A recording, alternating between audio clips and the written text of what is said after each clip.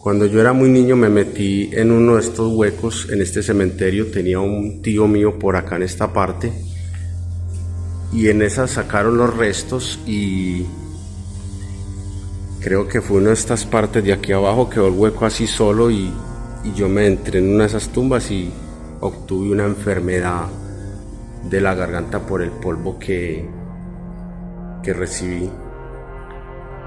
Vamos entonces a iniciar una serie de Entendiendo la Biblia acerca de lo que es el libro de Eclesiastés. El libro de Eclesiastés para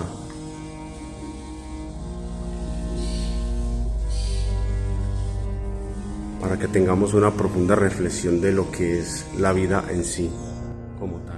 En esta vida nada tiene sentido, todo es una ilusión. Así inicia el libro de Eclesiastés Salomón en el capítulo 1, versículo 1. En esta vida nada tiene sentido. Partamos desde ahí. Y luego dice todo es una ilusión. Cuando dice todo, eso incluye tu casa, tus hijos, tu esposa, tu carro, tu empresa, el estilo de vida que llevas, sea un estilo de vida lujoso o un estilo de vida no tan lujoso, sea lo uno o sea lo otro, en esta vida todo es una ilusión. ¿Qué es una ilusión? Es algo que parece ser, pero realmente no es. Es algo que se cree que existe, pero realmente no existe. Y esa es la vida del ser humano, una ilusión. Creemos tener muchas cosas, pero al final terminamos dándonos cuenta que nunca tuvimos nada. El versículo siguiente dice: realmente en esta vida nada ganamos con tanto trabajar. Y cuando dice que nada ganamos con tanto trabajar, no se refiere a que no ganamos dinero o un estatus socioeconómico. Realmente cuando dice que nada ganamos de tanto trabajar, es refiriéndose a Eclesiastés capítulo 2, versículo 22, donde dice: después de tantos trabajos, mire cómo es el versículo, tantos trabajos, 1, esfuerzos, 2, y preocupaciones, 3, viene la pregunta y es: ¿qué nos llevamos de este mundo? Y la respuesta de Salomón es: nada.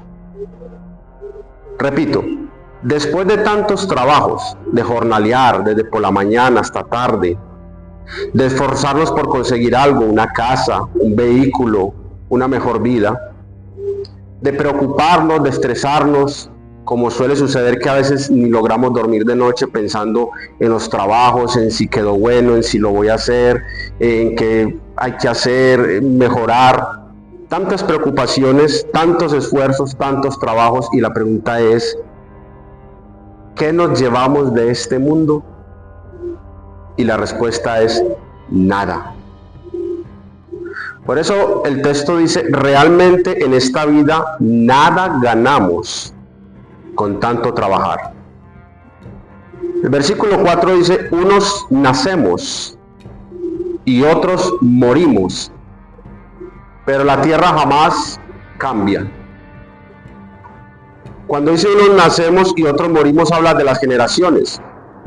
¿Cuántas personas no han muerto antes que nosotros existiéramos? ¿Cuántas personas no están naciendo en este momento y muriendo? Y a la vuelta de unos años, ¿dónde estará usted o dónde estaré yo? Por eso dice: unos nacemos y otros morimos. Esa es la realidad de la vida. Pero la tierra, dice, jamás cambia. Mire usted una montaña, mire una piedra o una roca cerca a su casa o en su lugar donde usted vive, un árbol, un río. ¿Cuánto tiempo puede llevar ese río, esa roca o esa montaña en ese lugar? ¿Cuántas personas cientos de años atrás han visto esa misma montaña que está viendo usted hoy en día?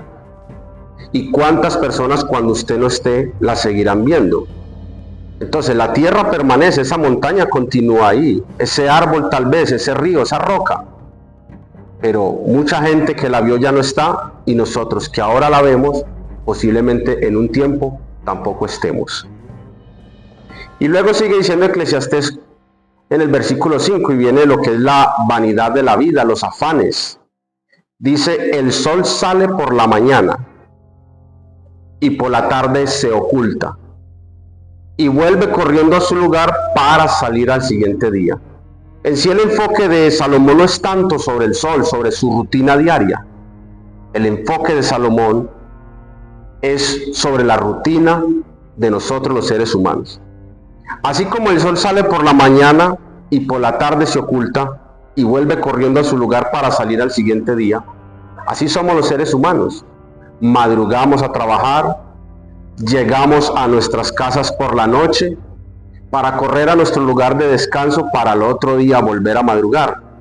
Y hay personas que llevan 30, 40, más o menos años madrugando todos los días a ir al mismo lugar de trabajo, y lentamente su juventud se le fue yendo, su vida se le fue yendo en esa empresa, en ese negocio, como el sol, saliendo por la mañana, volviendo por la tarde para ir a su lugar de descanso para el otro día volver a madrugar. A veces tenemos una leve variación en nuestro estilo de vida. El versículo 6 dice, el viento gira y gira, corre y corre para acá haciendo lo suyo, como somos nosotros, y no deja de girar. Y aquí viene algo, y es, a veces, oiga, a veces sopla hacia el norte y a veces sopla hacia el sur. O sea, en su rutina hay un pequeño y leve cambio. Unas veces lo hace hacia el sur, otras veces lo hace hacia el norte, pero a la hora de la verdad sigue siendo lo mismo. Y eso pasa con los seres humanos. Dentro de la rutina que tenemos de madrugar todos los días a trabajar, llegar a la casa, comer, ir a la iglesia, a veces tenemos una breve variedad o variación. Nos vamos para un pueblo, nos vamos para el mar, cambiamos de empleo, cambiamos de casa, cambiamos de congregación, cambiamos de líder espiritual. Tenemos una variación en nuestro estilo de vida. Sin embargo, si miramos, seguimos como el viento haciendo lo mismo, girando y girando y girando en la misma rutina. Luego el versículo siguiente dice, los ríos corren hacia el mar, luego vuelven a sus fuentes para volver a vaciarse en el mar, pero mire, pero el mar jamás se llena. Y esta parte habla de lo insaciable que somos los seres humanos. Todos los ríos van al mar, pero el mar nunca se llena. Y dice precisamente el texto siguiente, qué difícil me resulta explicar lo aburrido que es todo esto.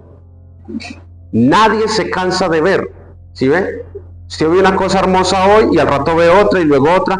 Tiene una moto que le gusta, pero ya quiere después otra. Tiene un vehículo que le gusta, después ya quiere otro. La mujer que le gusta, posiblemente ya le guste otra. O el compañero sentimental que tiene, después ya quiere otro. Quiere otra casa, quiere otra congregación, quiere otro pastor. El ser humano nunca se sacia. Tanto que Proverbios 27:20 dice, hay tres cosas que nunca están satisfechas. ¿Cuáles son esas tres cosas? Dice, la tumba. ¿Qué recibe la tumba? Los cuerpos de los que mueren. ¿Hace cuántos años y siglos atrás la tumba viene recibiendo cuerpos de personas que han muerto? Y hasta el día de hoy sigue recibiendo y seguirá recibiendo, porque la tumba no se sacia. ¿Qué más no se sacia? La muerte. La muerte, ¿cuántas almas ha recibido desde la creación del hombre? Y sigue recibiendo y no se sacia. Pero dentro de esas tres cosas viene el hombre y dice, la ambición humana. ¿Ves?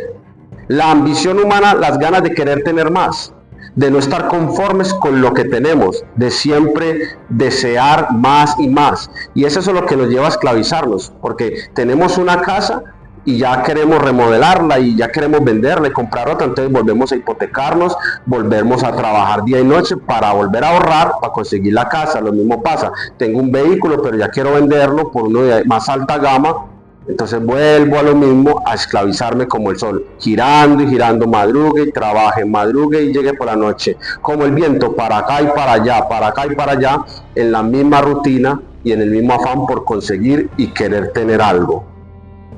Y dice por acá el proverbista, dice en el versículo 11, nosotros no nos acordamos de lo que otros hicieron, ni los que vengan después se acordarán de lo que hicimos. Mira esa palabra. Nosotros no nos acordamos de lo que otros hicieron, ni los que vengan después se van a acordar de lo que hicimos. Esto habla del olvido. Yo siempre he hecho el ejercicio de acordarme de mis antepasados. Recuerdo a mi madre, recuerdo a mi abuela, no conocía a mi bisabuela ni a mi tatarabuela, o sea que mi recuerdo llega solamente hasta mi abuela. Y me hago la pregunta y es, ¿hasta dónde me van a recordar mis generaciones? Mis hijos ya saben quién soy, he tratado con ellos. ¿Será que conoceré mis nietos? ¿Ellos se van a acordar de mí? ¿O mis bisnietos o mis tataranietos? Pero va a llegar un punto en las generaciones donde vamos a desaparecer, donde ninguno de nuestros descendientes sabrá que existimos, así como nosotros no sabemos que existieron nuestros antepasados. Entonces es lo que dice acá el versículo 11, no nos acordamos de lo que otros hicieron, como tampoco se van a acordar los que vengan de lo que nosotros hicimos. Entonces, tanto trabajar como el sol, tanto correr como el viento, tanto coger cosas para llenarnos como el mar, y a la hora de la verdad vamos a quedar en el olvido, donde nadie va a saber de nosotros, donde nadie se va a acordar de nosotros. Por eso dice, todo es una ilusión, todo es como querer atrapar el viento. Es una realidad que realmente no es realidad.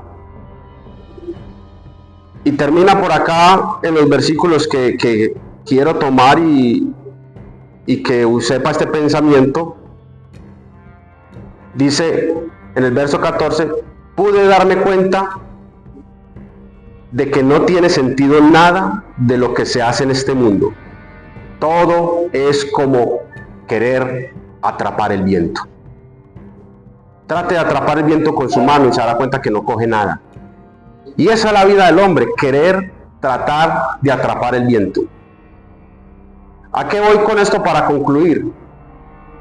Realmente lo único que importa en esta vida, y lo voy a decir en todos los capítulos de esta serie, al final, lo único que importa en esta vida se llama Jesucristo.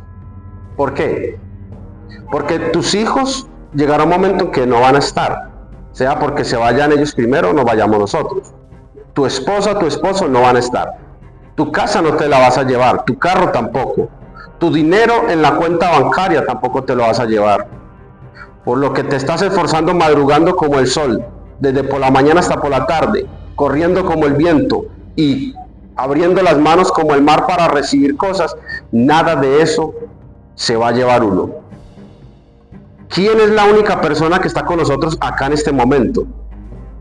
Y que cuando muramos seguirá con nosotros al otro lado, el Señor Jesús. De resto todo es una ilusión. Así cierro este capítulo y este es el primer tema de esta serie. Todo es una ilusión. Y lo he titulado La rutina que mata. Paz de Cristo. Me despido de ustedes, su humilde servidor, Juan David Vanegas.